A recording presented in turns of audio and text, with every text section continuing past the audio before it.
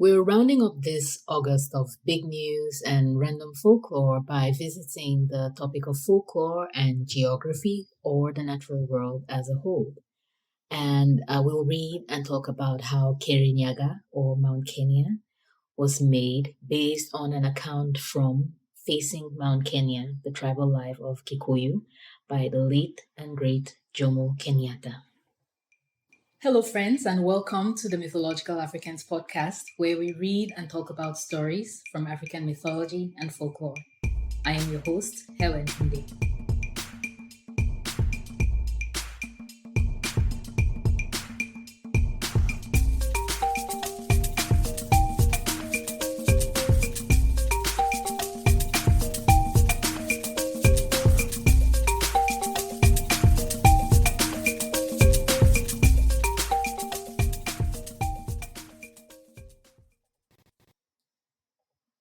According to the tribal legend, we are told that in the beginning of things, when mankind started to populate the earth, the man Gikuyu, the founder of the tribe, was called by the Mogai, the divider of the universe, and was given as his share the land with the ravines, the rivers, the forests, the game, and all the gifts that the Lord of Nature, Mogai, bestowed on mankind.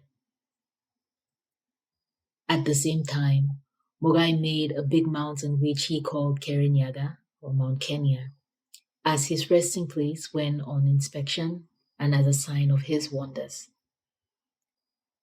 He then took the man Gikuyu to the top of the mountain of mystery and showed him the beauty of the country that Mogai had given him. While still on top of the mountain, Mogai pointed out to the Gikuyu a spot full of fig trees or mikoyo right in the center of the country. After the Mogai had shown the Gikuyu the panorama of the wonderful land he had been given, he commanded him to descend and establish his homestead on the selected place, which he named Okowe wa Gathanga. Before they parted, Mogai told Gikuyu that whenever he was in need, he should make a sacrifice and raise his hands toward Kere-Nyaga, the mountain of mystery, and the Lord of Nature will come to his assistance.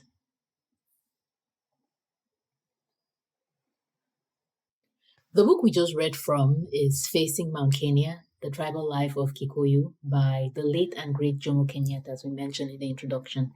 Jomo Kenyatta was a Kenyan anti-colonial activist and politician, and he also governed Kenya as prime minister between 1963 and 1964, and then as president from 1964 until 1978 when he passed away.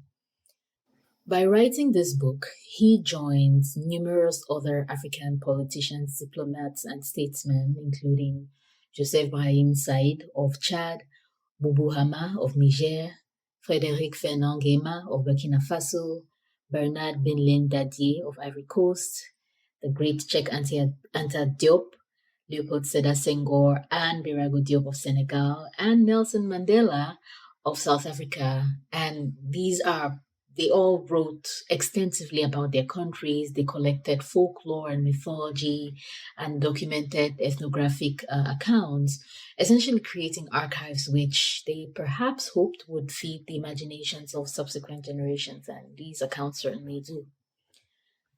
The topic of folklore and nature and geography is one I think about a lot recently, actually, and I keep coming back to because when you really think about it, one of the biggest blows industrialization dealt to humanity was severing that relationship between us humans and the land on which we live and the nature of which we are part.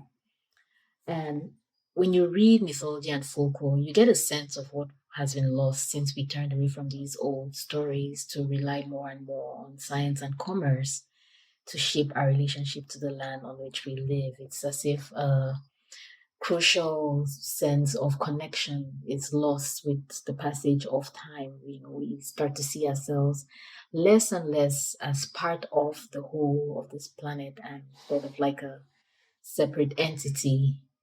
And with climate disaster after disaster, I mean, if you watch the news, it's scary what's happening already showing us the error of this approach, I ask myself often what repairing the relationship with nature would look like in our day and time, right? We obviously can't all abandon cities and move to the countryside to live off the land.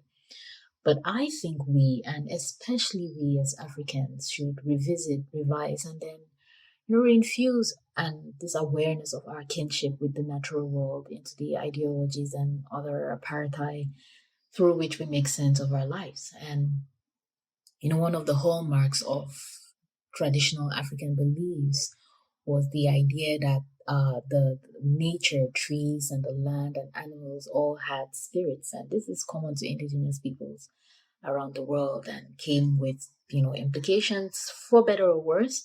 But you can't argue with the fact that this awareness certainly created a different relationship than many of us have now with the natural world. And this has implications for many of the major conflicts currently tearing the continent apart. Matter of fact, it's the sheer bountifulness of the natural resources that the Congo Basin has to offer that has made it such a conflict prone zone.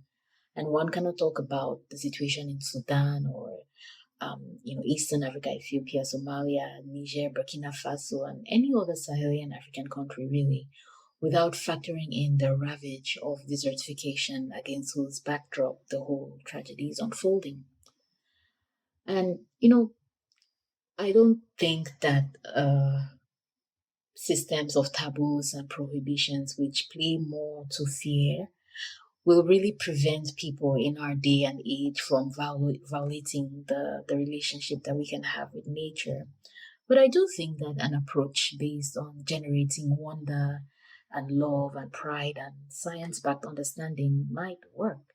How else would you describe the sentiment with which Mogai, the creator being in this story, took the first man to the top of the mountain of mystery and showed him the beauty of the country that he had created? So we'll stop here for this week. Very short podcast episode. But if you know any initiatives on the African continent in particular, but elsewhere, which is using traditional folklore and science to educate people about the land and the threats of climate change, come tell us about it in the comments, and perhaps someone will be inspired to take action of some kind.